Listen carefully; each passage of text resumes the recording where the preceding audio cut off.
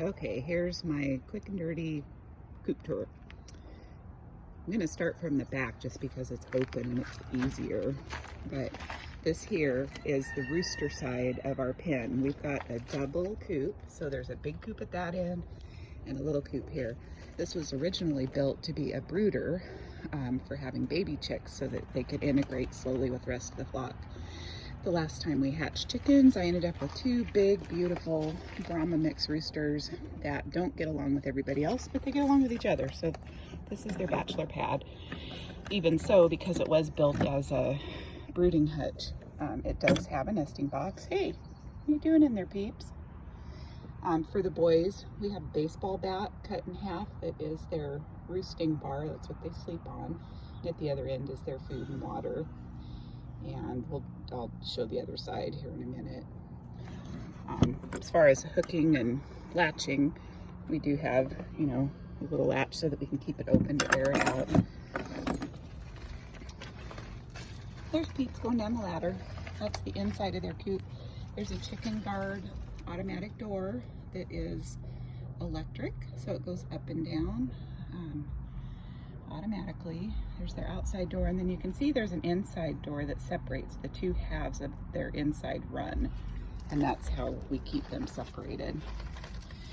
When we built the coop, we had seen people, other YouTubers and bloggers, that have these handy dandy feeders that you could fill this pot and it would dump down into a feeder tray, and the pipe we used wasn't big enough, so they never worked, and we just never did anything else. Here's the main coop, and there's their ladder. There's Pearl inside. She's getting a little snack. And they also have a chicken guard electric door. The lights on the coop are operated by timer, and that's what this little electrical mess is. That's their timer. We do have power out here. So anyway, the little twinkle lights come on. So this is the nesting boxes on the back side of the coop. There's a nail up here to hook the chain to. So when we open it, you can look in there, and it looks like, oh, it looks like Daffodil's laying an egg, and it looks like Harriet already did. Pearl's broody, but right now Daffodil's sitting on her eggs, laying her egg. So anyway, coming around to the end, which is what people see in my videos, this is another one of those automatic things that we hooked up, and this one was supposed to be for water, and it's actually piped inside with the water nipples, but they were installed a little bit too low, so the chickens never really took to them. By the time you put pine shavings in, they can't get to them, so we just don't use it. Here's the other nesting box, and also we have this little trap door, so you can open it in the summertime to get them some ventilation. And it just hooks up very simply. And then if I need to prop the nesting box door open, I have a chain. I can hook that on the hook as well, so it makes it easier for cleaning.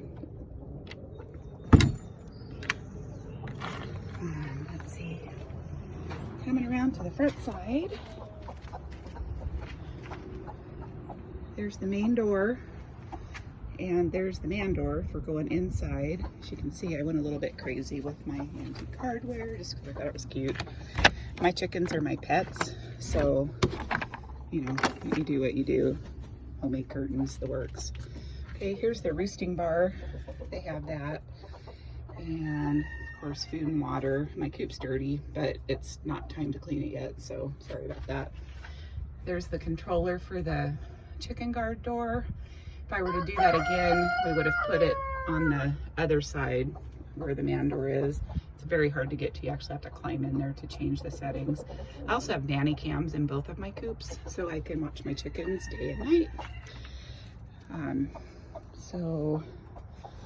Oh, and I'll point out too, I have roosting bars down low in here because I have silkies, and so typically they'll roost low, and then the bigger chickens will roost up high. In addition to the nanny cams, I also have Arlo cameras out here, so I can keep an eye on everybody all the time, because I'm just that kind of chicken mom. Okay, so now if we go over to the rooster side, you can see I have a fence here that separates the two pens. So these boys have an outside plate, what we call a playpen, and on this side there's a playpen here that I can close off right at the edge of the coop right here. And that way they're protected under trees and we have netting and stuff. We're actually going to be building more of an aviary here for them. But right now, since I'm outside, I'm letting the other chickens free range. So they're all in the backyard behind the barn. Okay, rooster pen. Here you can see there's that inside door. And food and water, there's their ladder, there's their chicken guard door and the controller, which works very well. Of course, they have a cute door handle too, and a hook latch. You'll notice I have hardwire cloth everywhere because you just need to make sure they're safe from predators. And so here's the door to the rooster coop. We call it the outhouse. So anyway, that's kind of cute. On this one, I also have a ventilation door, so I can open this, and then they have extra cross breezes in the summertime when it gets hot. Nanny cam. Got a brooder light in here, and it's actually connected to the ceiling, so it can't fall down. But since we're not hatching babies in here, it just stays there. So anyway, that's it for that. And then come around the back side. We used mostly reclaimed things for this coop. That was my goal. I told my husband I want you to use reclaimed stuff.